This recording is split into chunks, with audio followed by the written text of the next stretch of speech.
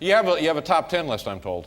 Yeah, I'm sitting on it. Today, we'll be looking at moments in celebrity sit-downs that have been most awkwardly twisted by changing views in society or revelations about the interviewer or interviewee. Number 10, Jennifer Aniston, Late Show with David Letterman. During her 1998 Late Show appearance to promote The Object of My Affection, David Letterman went too far with the object of fans' affection. Forgive me if this is rude, I just want to try one thing. He then pulled the length of Aniston's hair into his mouth. It was a jarring stunt with the beauty icon's signature do. The incident with Aniston is now seen as indicative of Letterman's unsettling treatment of women. Aniston didn't seem very amused at the time. Number 9, Taylor Swift, The Ellen DeGeneres Show. During Ellen DeGeneres' reign as the Queen of Nice, Taylor Swift seemed to be the only one who didn't take her 2012 interview in that way.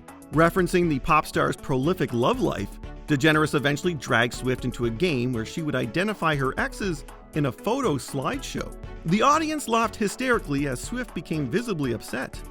Number 8, Dolly Parton, The Tonight Show starring Johnny Carson. Johnny Carson revolutionized banter for a late-night audience. His crude flirtations were considered fairly inoffensive for the time. Now, audiences have particular trouble getting over a Dolly Parton appearance in 1977. It's awkward enough that the conversation steered toward dismissing rumors that she had work done on a certain area of her body. But I would give about a year's pay to peek under there.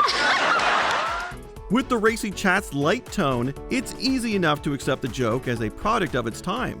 Number 7, Madonna, Late Show with David Letterman.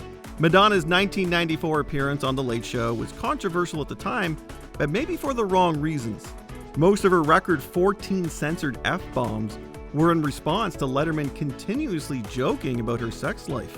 The interview quickly became an iconic scandal for late night because of the pop idol's salty language. Incidentally, you are a sick.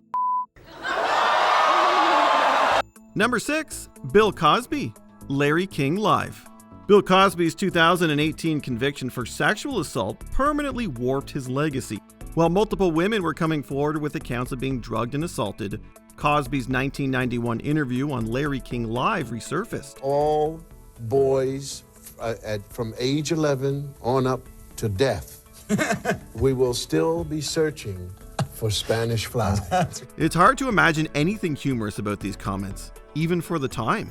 Number 5, Anne Hathaway, Today. Matt Lauer's sketchy interactions with women were seriously reappraised after allegations of sexual misconduct got him fired from Today in 2017. His 2012 interview with Anne Hathaway especially stands out.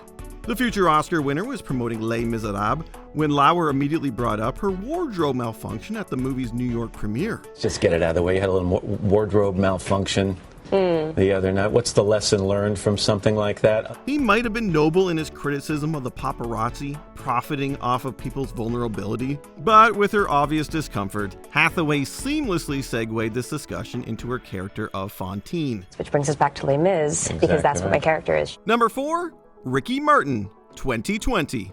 Latin pop sensation Ricky Martin endured years of gossip about his sexuality before he formally came out in 2010. Where most interviewers respected his privacy, Barbara Walters saw it as another big scoop. She eventually asked him point blank to declare whether he's gay. Martin simply responded, "I just don't feel like it." It would be another 10 years before he was ready to tell the world his truth. Number 3, Cory Feldman, The View. The actor was promoting his memoir, Choreography, in which he alleges that many entertainment industry leaders sexually assaulted him when he was a minor. Friend and fellow victim Corey Haim's own allegations had been met with skepticism for years before his death. Even with Feldman's courageous confession, Walters responded with, "You're damaging an entire industry." Her victim blaming was immediately controversial, but the fuss soon died down. With the rise of the Me Too movement, Feldman's already uncomfortable scrutiny has resurfaced as a horrific stain on Walters' otherwise distinguished career. Number 2, Danny Masterson, Late Night with Conan O'Brien. Danny Masterson's history of sexual assault resulted in his conviction in 2023. This has permanently colored his legacy, as well as his off-color sense of humor. The star of That 70s Show mentioned an impression of him by Bodie Elfman. whose go-to line was, "Hi, my name is Danny Masterson. Would you like to touch my balls?" Host Conan O'Brien appeared to be joking himself when he asked Masterson why he introduced himself that way. He ended the conversation with, I've heard about you. And you'll be caught soon. I know you will. I will. Number 1, Britney Spears. Primetime. It took too long for the public to take pop legend Britney Spears' mental health seriously. One notable reframed chapter in her downfall is a 2003 interview for ABC's Primetime. Diane Sawyer dug into outrage at Spears over her breakup with Justin Timberlake, whose crude behavior has since come under scrutiny. The beauty icon was also scolded about her sexualization, shopping habits, and nervous tics. You can pop your knuckle? Britney Spears is popping her knuckle. How do you do that? After the interrogation brought Spears to tears, she became a laughingstock. But the Me Too movement revealed the extent of the alleged exploitation from her representation and father. Though the Primetime interview is now considered the tragedy it was, Sawyer has yet to apologize to Spears.